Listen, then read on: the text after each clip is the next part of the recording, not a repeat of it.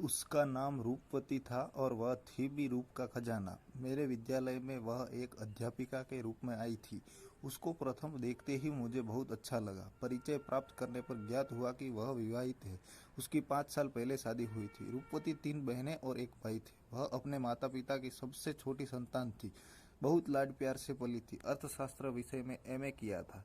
वह बहुत ही संस्कारी संघ परिवार की लड़की थी, पर भाग्य तो बहुत बलवान है। माता पिता के विरुद्ध होकर उसने अपनी पसंद के अमन नाम के लड़के से विवाह किया था। विवाह के बाद माता पिता भी सहमत हो गए थे। रूपवती पढ़ी लिखी होकर भी सब कुछ भूलकर अपने ससुराल पक्ष की सेवा में लग गई। प्रातः 4 बजे उठती और रात्रि के 12 बजे सोती थी। अपने पति की डांट फटकार सुनना उसका रोज का काम था।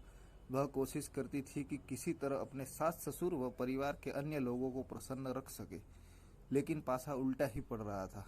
वह जितना अच्छा बनने की कोशिश करती, उतना ही उसके ऊपर अत्याचार बढ़ता जा रहा था। धीरे धीरे उसके पति ने उस पर हाथ उठाना भी शुरू कर दिया था।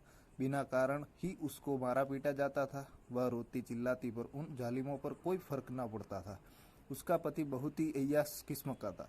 उसके अन्य लड़कियों के साथ भी संबंध थे। रूपवती सब कुछ सहन करती रही, क्योंकि वह पति का घर छोड़कर अपने माता पिता का दिल दुखाना नहीं चाहती थी। उसने अपनी मर्जी से विवाह किया था, इसलिए वह सारे अत्याचार सहती रही। पर एक समय ऐसा आया जब रूपवती की सहनशीलता जवाब दे गई। रूपवती की ससुराल में उसकी 2 ननद, उसका पति व सास ससुर थे। दोनों नंदों का विवाह हो चुका था। एक ननद अपना ससुराल छोड़कर 3 साल के पुत्र को लेकर मायके आ गई थी। रूपवती पर होने वाले अत्याचार की वह मुख्य जड़ थी। ठीक ही कहा गया है कि आज घर घर में नारी ही नारी की दुश्मन है। उसका नाम सुशीला था। उसके दिमाग में सदैव नकारात्मक विचार ही चलते रहते थे। वह बहुत क्रूर स्वभाव की थी। सुशीला ही थी जो रूपवती के पति और सास के कान भरती रहती थी। उसकी ही कहने पर रूपवती के पति ने उसके पिता से एक बड़ी गाड़ी की मांग की थी। रूपवती के पिता ने अपनी पुत्री के सुख के लिए उनकी यह बात मानकर इनोवा गाड़ी भी खरीद कर दी थी। लेकिन रूपवती पर अत्याचार कम नहीं हुआ। वह दर्द से कहराती रहती थी। वह अपने करने पर बहुत पछता रही थी। उसकी समझ में नहीं आ रहा था कि वह क्या करे। एक बार उसने अपने पति से नौकरी करने की बात कही तो उसका पति भड़क उठा। हेलो दोस्तों, चैनल को सब्सक्राइब करें, लाइक करें और शेयर कीजिए। तुमसे नौकरी करवा कर घर में नौकरानी रखूंगा। तुम नौकरी के विषय में सोचना भी मत। मेरी माँ और बहन की सेवा कौन करेगा? घर के काम कौन करेगा? एमए तक पढ़ी लिखी रूपवती अंदर ही अंदर टूटती जा रही थी। वह भगवान से प्रार्थना करती थी, अपने भाग्य को कोसती है, भगवान तुमने मेरे भाग्य में और कितने दुख लिखे। अब रूपवती ने सोचा कि अगर एक बच्चा हो जाए तो वह उस बच्चे के सहारे अपना जीवन काट लेगी। लेकिन अमन उसको अपने पास बैठने तक नहीं देता था। एक बार उचित समय देखकर रूपवती ने अमन से कहा, मुझे एक बच्चा हो जाए और मुझे कुछ नहीं चाहिए। तब अमन उस पर भड़क उठा, तुमने बच्चे के विषय में सोचा कैसे? मुझे तुमसे कोई बच्चा नहीं चाहिए। तुम इस घर में सिर्फ एक नौकर की तरह रहो। तुम्हें रोटी कपड़ा और रहने के लिए मकान सब मिला है। तुमको इस बात की कमी है। किस बात की कमी है? अमन हर दिन रात में 12-1 बजे के बाद नशा करके आता और रूपवती पर अत्याचार करता, उसको मारता पीटता। दिन में उसकी सास ननंद उसके साथ दुराचार करती थी।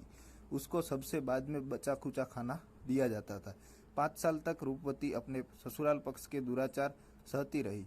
एक रात अचानक उसके मन में एक ख्याल आया कि इस तरह पशुओं की तरह जीने से तो अच्छा है मैं इस घर को छोड़कर भाग जाऊं और नौकरी करके अकेली रहूं। इस एक विचार से उसके अंदर खुशियों का संचार होने लगा। बस फिर क्या था, एक दिन शाम को वह अपना कुछ सामान लेकर अपने पिता के घर आ गई। उसको देखते ही उसके माता पिता और भाई भाभी बहुत धक्का लगा। दोस्तों, अगर कहानी अच्छी लगी तो लाइक करें, शेयर करें, सब्सक्राइब करें। वे सोचने लगे लोग क्या कहेंगे। उन्होंने सोचा 2-4 दिन में समझा बुझाकर वापस ससुराल भेज देंगे, लेकिन वह दिन कभी नहीं आया। रूपवती ने दृढ़ निश्चय कर लिया था कि वह अब अपने ससुराल कभी नहीं जाएगी। 5 साल उसने बहुत पीड़ा दुख सहन किया।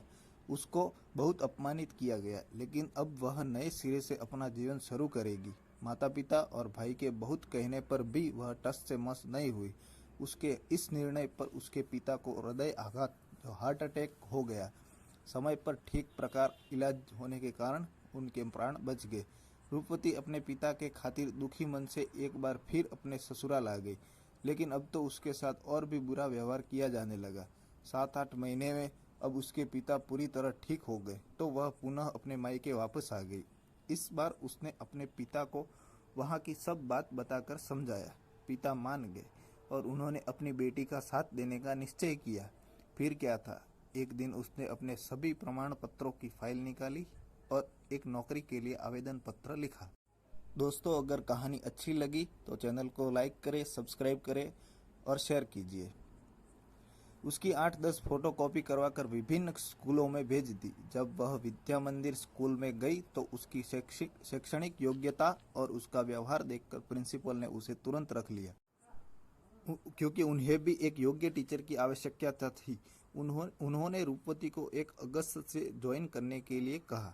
रूपवती की खुशी का ठिकाना न था, मानो उसके पंख लग गए हो। अब 1 अगस्त को रूपवती ने विद्या मंदिर स्कूल में नौकरी ज्वाइन कर ली। वह बच्चों को समाजशास्त्र व अर्थशास्त्र पढ़ाती थी। स्कूल के सभी अध्यापक व बच्चे रूपवती से बहुत खुश थे। वह भी खूब मन लगाकर बच्चों को पढ़ाती थी। 1 महीने में ही रूपवती की दुनिया बदल गई थी। अब उसने अपने पति के खिलाफ संबंध विच्छेद तलाक की अर्जी भी कोर्ट में दे दी थी। उसके माता पिता व भाई भाभी भी बहुत खुश थे। उसने माता पिता से अलग मकान लेकर रहने की बात कही, पर माता पिता बिल्कुल तैयार न थे। अब उसके माता पिता के अंदर भी हिम्मत आ गई थी। अब उन्हें समाज का कोई डर न था। उन्हें अब पछतावा हो रहा था कि उन्होंने अपनी बेटी को पहले ही अपने पास क्यों नहीं बुला लिया। हमारी कोमल सी बेटी ने कितने अत्याचार सहन किए। दोस्तों, चैनल को सब्सक्राइब करें, लाइक करें और शेयर कीजिए।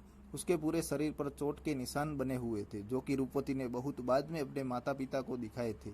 अब उसके माता पिता को लगता था कि बेटी के विवाह से भी ज़्यादा जरूरी उसको पढ़ा लिखा कर अपने पैरों पर खड़ा करना है, जिससे वह अपने संपूर्ण निर्णय लेने में समर्थ हो। आखिरी बेटी भी तो इंसान है, उसको भी अपना जीवन अपने अनुसार जीने का हक है। गलती भी इंसान से ही होती है और इंसान ही उसमें सुधार करता है। आज रूपवती को मंदिर स्कूल में पढ़ाते हुए 2 साल हो चुके हैं। अब उसकी दुनिया बदल चुकी है। दुनिया देखने का नजरिया भी बदल चुका है। उसका अपने पति से संबंध विच्छेद हो गया है। वह बहुत खुश है। उसके माता पिता उसके पुनर्विवाह के लिए एक अच्छे वर की तलाश कर रहे हैं। आज हर माता पिता का यह कर्तव्य है कि वे पहले बेटी को पढ़ाए लिखाए, उसे अपने पैरों पर खड़ा करे, तत्पश्चात उसका विवाह करे। अगर बेटी से कोई नादानी हो जाए तो उसे एक मौका दे अपने आप को सुधारने का।